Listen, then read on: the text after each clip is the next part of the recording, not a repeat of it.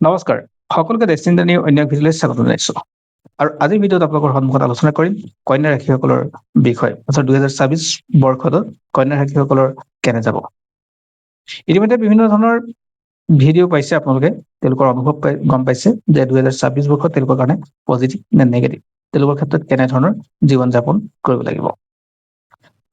ইয়াৰ আগত আপোনালোকৰ এটা সৰু অনুৰোধ, যদি ফেচবুকত আমাৰ এই ভিডিঅ' চাইছে পেজটো ফ'ল' কৰি ৰাখিব, আৰু ইউটিউবত যদি চাইছে তেনেহ'লে চেনেলটো ছাবস্ক্ৰাইব কৰি কাষত থকা বেল আইকনটো প্ৰেছ কৰিব, যাতে অনাগত দিনত আমাৰ এষ্ট্ৰলজিৰ ভিডিঅ'সমূহ আপুনি সহজে পায়। আৰু সৰ্বপ্ৰথমে সকলোকে অভিনন্দন জনাইছোঁ, নতুন বছৰ নতুন পৰিকল্পনাৰে আগবাঢ়ক আৰু আপোনালোকৰ কৰ্মত সফলতা লাভ কৰক, আৰু কৰ্মময় জীৱন সুন্দৰ আৰু সফল হওক। আৰু বন্ধুসকল, আপোনালোকে যদি নিজেই কন্যা ৰাশিৰ ব্যক্তি তেনেহ'লে ভিডিঅ'টো শেষলৈকে চাবই, আৰু পাৰিলে বিভিন্ন ধৰণে শ্বেয়াৰ কৰি দিব। যিসকল কন্যা ৰাশিৰ ব্যক্তি আছে তেওঁলোকৰ ক্ষেত্ৰতো সফলতা লাভ বা জানিব পাৰিব, কিদৰে সফলতা অৰ্জন কৰিব পাৰিব এই বছৰটোত, বা তেওঁলোকৰ কৃষি ক্ষেত্ৰত তেওঁলোকৰ সাৱধান হ'ব লাগিব। বন্ধুসকল, গুৰুদেৱ বৃহস্পতি এইবাৰ আপোনালোকৰ বছৰটোৰ আৰম্ভণিতে কৰ্মস্থানত থাকিব, আৰু কৰ্মস্থানত যেতিয়া থাকে তেনেহ'লে বৃহস্পতি আপোনাৰ মান সন্মান বঢ়াব। আপুনি যি কাম কৰি আছে তাক প্ৰগতি দিয়াত সহায় কৰিব, আৰু আপোনাৰ তাত কৰ্মস্থানত গুৰুত্ব বাঢ়িব। গতিকে বছৰটো আৰম্ভণিখিনি আপোনাৰ কাৰণে যথেষ্ট সপোৰ্টিভ হ'ব, পজিটিভ হ'ব। প্ৰপাৰ্টিৰ ক্ষেত্ৰতো আপোনাৰ কাৰণে পজিটিভ হ'ব। বছৰটোৰ আৰম্ভণিখিনি যদি মাটি বাৰী কিনাৰ কথা ভাবিছে ডেফিনেটলি ল'ব পাৰিব। এইখিনি সময় আপোনাৰ চেষ্টা কৰিলে শুভ হোৱাৰ যোগ থাকে। কন্যা ৰাশিৰ ব্যক্তিসকলৰ ক্ষেত্ৰত তেওঁলোকে যদি ইচ্ছা কৰে, তেওঁলোকৰ যি পৰিয়াল বা তেনেকুৱা ধৰণৰ পইচা উপাৰ্জন বা পৰিয়ালৰ সমস্যাবোৰ, সেই সমস্যাবিলাক আৰম্ভণি সময়খিনি সৰু সৰু কথা কামৰ মাজেৰে সমাধান কৰিব পাৰিব। অৰ্থাৎ পৰিয়ালৰ মাজত থকা অন্তৰ্দ্বন্দ্বসমূহ নাইকিয়া কৰিব পাৰিব, আৰু পইচা উপাৰ্জনৰ উৎস নতুনকৈ বিচাৰিব পৰাকে যোগ আছে। তেওঁলোকে নতুনকৈ ব্যৱসায় বা নতুনকৈ কিবা কাম কৰিম বুলি ভাবিছে, এইখিনি সময়ত তেওঁলোকৰ কন্যা ৰাশিসকলৰ ব্যক্তিসকলৰ কাৰণে প্ৰথম আৰম্ভণিখিনি যথেষ্ট সপোৰ্টিভ হ'ব। পৰৱৰ্তী সময়ত তেওঁলোকৰ ছমাহৰ পিছত, অৰ্থাৎ বছৰটো মধ্যম ভাগৰ পৰা তেওঁলোকৰ বৃহস্পতি অৰ্থাৎ গুৰুদেৱ লাভৰ স্থানত গুচি যাব। তথাপিও তেওঁলোকৰ কাৰণে তাৰ পিছতো পজিটিভ আহিব।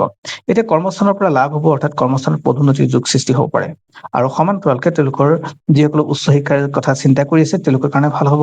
পঢ়াৰ প্ৰতি যিসকলে আগ্ৰহ নাইকিয়া হৈছে তেওঁলোকৰ কাৰণে ভাল হ'ব, আৰু প্ৰেম প্ৰীতি ভালপোৱা এইবিলাকৰ ক্ষেত্ৰতো তেওঁলোকৰ সমাধানবিলাক হ'ব, বা তেওঁলোকৰ ক্ষেত্ৰত ভাল ৰিজাল্ট আহিব।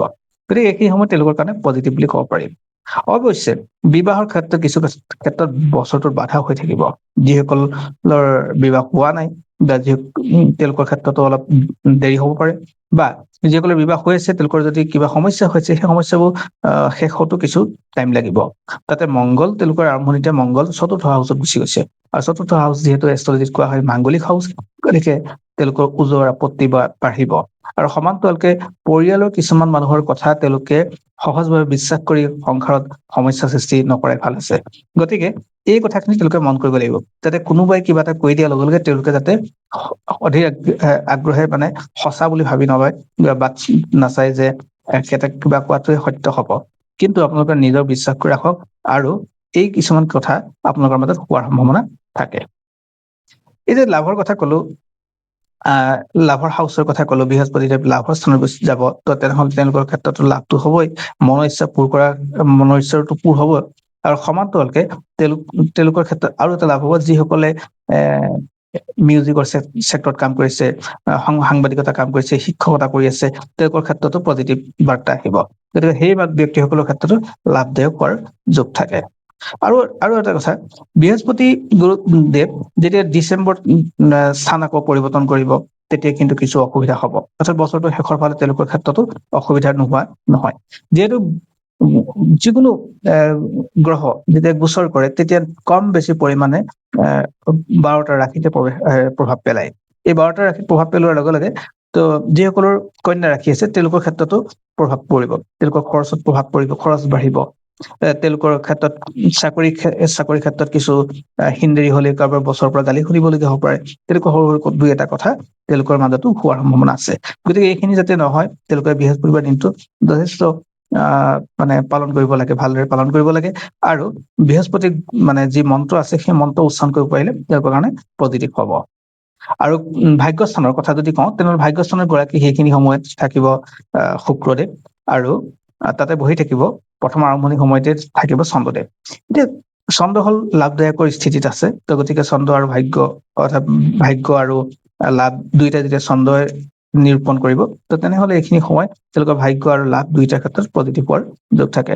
আৰু কৰ্মস্থলত যিহেতু গৰাকী যিহেতু কৰ্মস্থলী গৰাকী যিহেতু বুধ গ্ৰহ, তেওঁলোকে এইখিনি সময়ত বুধ গ্ৰহৰ পৰাও লাভ পাব। বুধ গ্ৰহে সাধাৰণতে তেওঁলোকক প্ৰপাৰ্টি লাভ কৰাত সহায় কৰিব। আৰু যিহেতু কন্যা ৰাশিৰ ব্যক্তিসকলৰ মূল দেৱজনেই হ'ল, অৰ্থাৎ মূল গ্ৰহই হ'ল বুধ গ্ৰহ, তো গতিকে এইখিনি সময়ত তেওঁলোকে যিমান পাৰে গ্ৰীণ কালাৰ কাপোৰ যদি পিন্ধিব পাৰে তেওঁলোকৰ কাৰণে শুভ হ'ব। আৰু সমান্তৰালকৈ আৰু এটা কথা কওঁ যে যিহেতু এইখিনি সময়ত তেওঁলোকৰ ৰাহুদেৱৰ ক্ষেত্ৰতো প্ৰভাৱ পৰিব। ৰাহুদেৱে 6 নম্বৰ হাউচত বহি আছে, তো 6 নম্বৰ হাউচৰ সাধাৰণতে হেল্থৰ হাউচ হৈলে, তো হেল্থত তেওঁলোকৰ ক্ষেত্ৰত পেটৰ লগত জড়িত, তল পেটৰ লগত জড়িত সমস্যাবিলাক অহাৰ সম্ভাৱনা আছে। এইখিনি অলপ তেওঁলোকে ধ্যান দিয়াটো জৰুৰী হয়। কন্যা ৰাশিৰ ব্যক্তিসকলৰ ক্ষেত্ৰত প্ৰথমখিনি যথেষ্ট শুভ হ'ব, দ্বিতীয়খিনি শুভ হ'ব, বছৰৰ শেষৰ সময়খিনি কিন্তু কিছু কঠিন হ'ব। এইটো নহয় যে গোটেই বছৰটোৱে তেওঁলোকৰ প্ৰত্যেকজন ব্যক্তিৰ সুখৰ হ'ব। প্ৰত্যেকটো ৰাশি কেতিয়াও গোটেই বছৰটো সবল বা ভাল নহয়, ক'ৰবাত নহয় ক'ৰবাত এটা ছেটবেক আহিবই। গতিকে এইখিনি সময়ত কন্যা ৰাশিসকলৰ ব্যক্তিসকলৰ ক্ষেত্ৰত ডিচেম্বৰৰ ফালে তেওঁলোকৰ ক্ষেত্ৰত সমস্যা হোৱাৰ যোগ আছে। বাকী 9 মাহ সময় তেওঁলোকৰ কাৰণে 11 মাহ সময় তেওঁলোকৰ কাৰণে যথেষ্ট শুভ আৰু মংগলময় হ'ব। ধন্যবাদ। পুনৰ আন এক ভিডিঅ'ত আপোনালোক সকলোকে লগ পাম। এই কথাখিনি আপোনালোকৰ ক্ষেত্ৰত সামূহিকভাৱে আলোচনা কৰিলো। আৰু যদি নিজৰ যিখন জন্মকুণ্ডলী, সেইখনৰ মতে কিছু অলপ সাল-সলনি হ'ব পাৰে। আৰু সেই কথাটো হ'ল তেওঁলোকৰ প্ৰকৃত জন্মকুণ্ডলীৰ প্ৰকৃত যিটো ৰাশি চক্ৰ, তাৰ ওপৰত নিৰ্ভৰ কৰে। ধন্যবাদ। পুনৰ আন এক ভিডিঅ'ত আপোনালোক সকলোকে লগ পাম।